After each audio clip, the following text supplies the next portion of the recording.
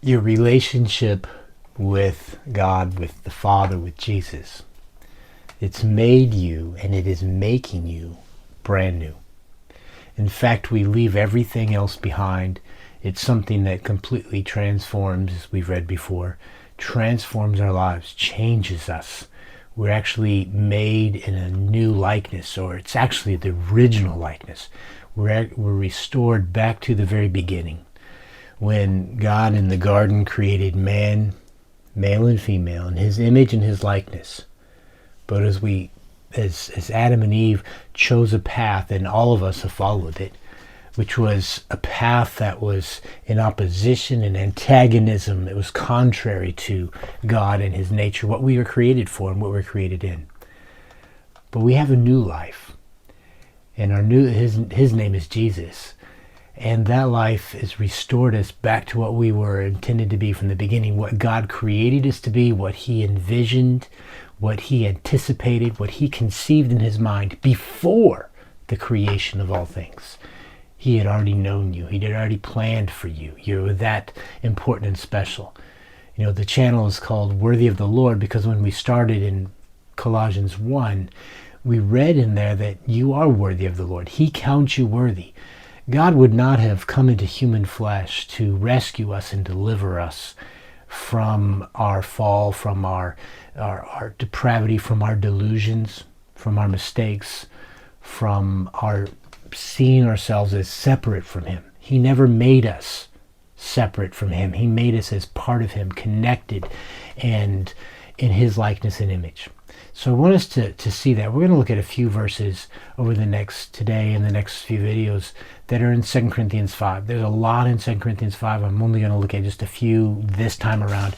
We'll be looking at that again another time, of course, because it's just there's so much there.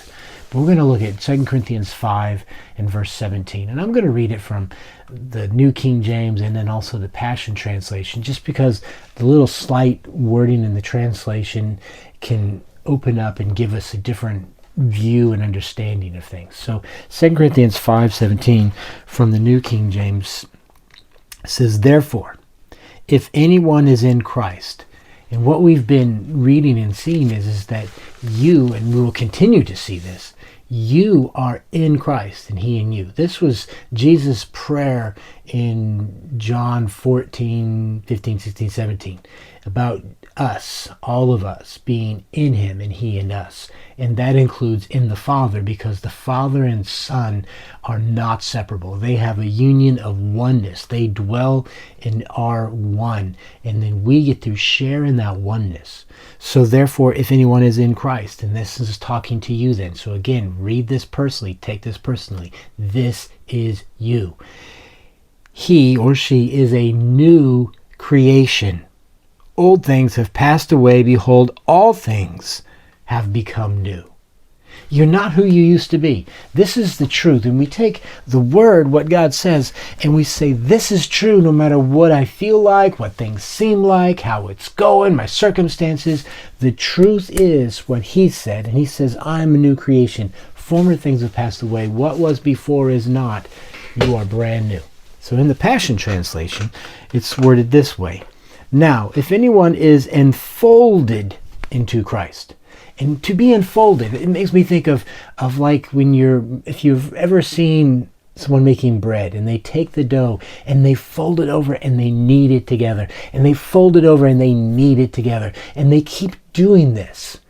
And what happens is that lump every bit is so integrated. Where it was folded, there's no longer a seam. It's so enfolded into it.